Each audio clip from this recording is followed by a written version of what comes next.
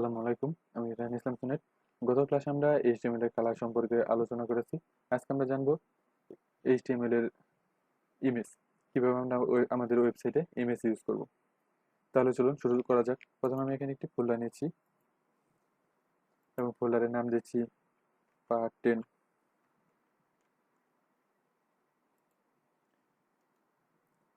এখন এখানে আমি একটি টেক্সট ডকুমেন্ট নেব, তার নাম দেব index.html।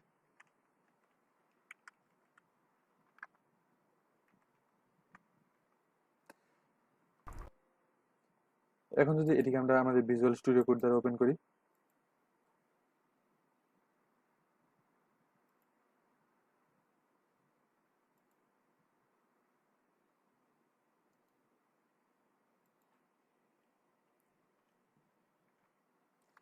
এবং আমাদের HTML এ কোড লেখার স্ট্রাকচারটা নিয়ে আসলাম এবং আমাদের ওয়েবসাইট যদি আমরা লাইভ করি, আজকে আমরা দেখবো আমরা কিভাবে ইমেজ ইউজ করতে পারি। তার জন্য প্রথমে আমি ইমেজ নিয়ে নিই।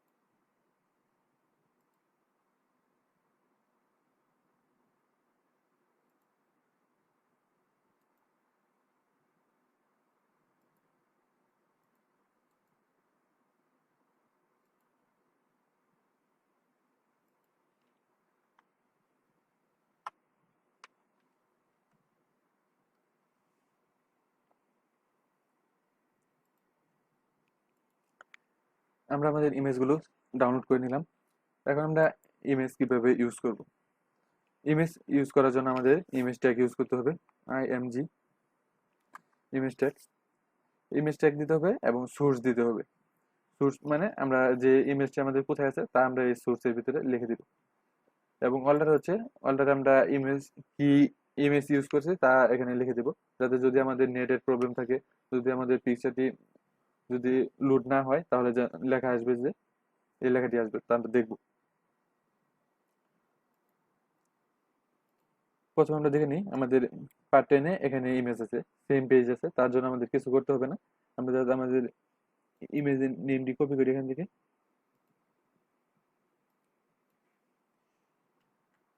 এখানে ডটের পরে যে কোনো এক্সটেনশন থাকতে পারে, আপনারা সম্পূর্ণ কপি করে নেবেন সেম নাম। এবং যদি আমি এখানে যদি পেস্ট করে দিই, কন্ট্রোল এস দ্বারা সেভ দিই এবং আমাদের ব্রাউজারে যাই, দেখতে পাচ্ছেন যে আমাদের ইমেজটি দেখা যাচ্ছে। এখন যদি আমি যদি এখানে দিই img এবং আমার যদি এখানে আমি যেটা যদি বাদ দিই, এখন যদি কন্ট্রোল এস দ্বারা সেভ দিই এবং আমাদের ব্রাউজারে যাই, দেখতে পাচ্ছেন আমাদের ইমেজ দেখা যাচ্ছে না, কিন্তু এখানে ইমেজের এই যে অল্টারে যে নামটা ইউজ করছি সেই নামটা দেখা যাচ্ছে। আর যদি আমি এখানে যদি নামটা দিয়ে দিই, সঠিক নাম ইউজ করি, দেখতে পাচ্ছেন আমাদের ইমেজটি আসছে। আপনি চাইলে এই ইমেজটির সাইজ ছোট বড় করতে পারবেন। আমি যেখানে দিই উইথ দিই 200 পিক্সেল, দেখতে পাচ্ছেন আমাদের পিকচার অনেক ছোট হয়ে গেছে। কারণ আপনি যদি এখানে হাইট দেন 500 পিক্সেল, দেখতে পাচ্ছেন আমাদের ইমেজটি এরকম হয়ে গেছে। আপনি চাইলে আপনার ইচ্ছা মতো আপনি এখান থেকে ইমেজের ওয়েট হাইট দিয়ে আপনার মন মতো করতে পারবেন।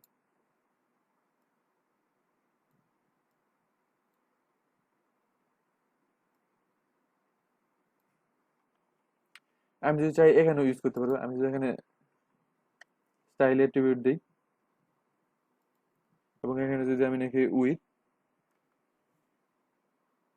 200 পিক্সেল, 300 পিক্সেল, এখন যদি দেখি এখানে আমাদের ইমেজ চেঞ্জ হয়ে গেছে, দেখতে পাচ্ছেন। আমি যদি পিক্সেল ইউজ না করে যদি পার্সেন্ট দিই, যেমন দিলাম 50%, কন্ট্রোল এস সেভ দিই এবং আমাদের ব্রাউজারে যাই। দেখতে পাচ্ছেন যে আমাদের ইমেজটি 50% হয়ে গেছে। এখন যদি আমি দিই 100%,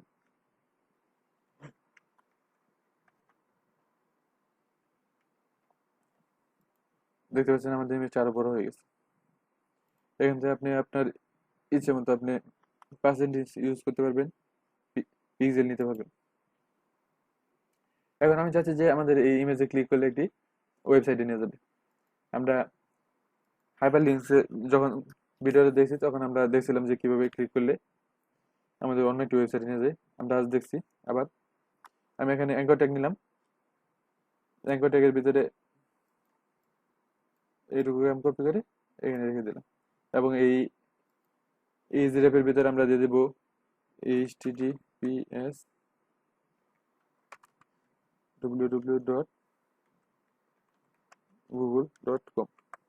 এখন যদি কন্ট্রোল এস সেভ দিই এবং আমাদের ব্রাউজারে যাই, দেখতে পাচ্ছেন যে আমাদের ইমেজটি লিঙ্ক হয়ে গেছে। এখন যদি আমি ক্লিক করি দেখতে পাচ্ছেন আমাদের গুগলে নিয়ে যাচ্ছে। আর আমি যদি চাই এখানে ক্লিক করলে নতুন একটা ট্যাব ওপেন হবে, তার জন্য আমাদের এখানে টার্গেট ইউজ করতে হবে। টার্গেট দিলাম আমি ব্ল্যাঙ্ক।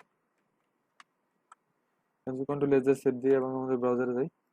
এখন যদি আমি এখানে ক্লিক করি দেখতে পাচ্ছেন যে আমাদের নতুন আইটি ট্যাবে নিয়ে গেছে।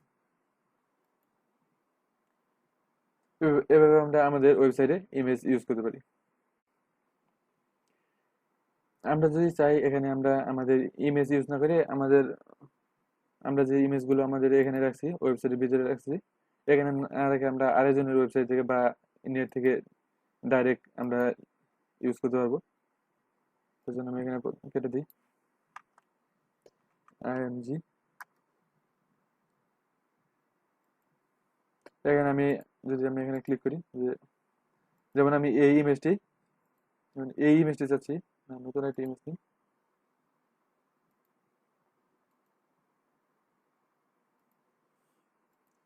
আমি চাচ্ছি যে এই ইমেজটা আমাদের ওয়েবসাইটে ইউজ করবো, কিন্তু আমি সেভ করবো না। কারণ আমাদের এই লিঙ্কটা কপি করতে হবে। কপি করার পর যদি আমরা এখানে সোর্সে যদি এই লিঙ্কটা দিয়ে দিই এবং কন্ট্রোল এস দ্বারা যদি সেভ দিই এবং আমাদের ব্রাউজারে যাই, দেখতে পাচ্ছেন যে আমাদের ওই লিঙ্কের ছবিটাই পাইছি। তার জন্য আমাদের ছবি ডাউনলোড করতে হলো। আমরা এরকম করে আমাদের ওয়েবসাইটে ইমেজ ইউজ করতে পারি। আজকে এই পর্যন্তই। আসসালামু আলাইকুম।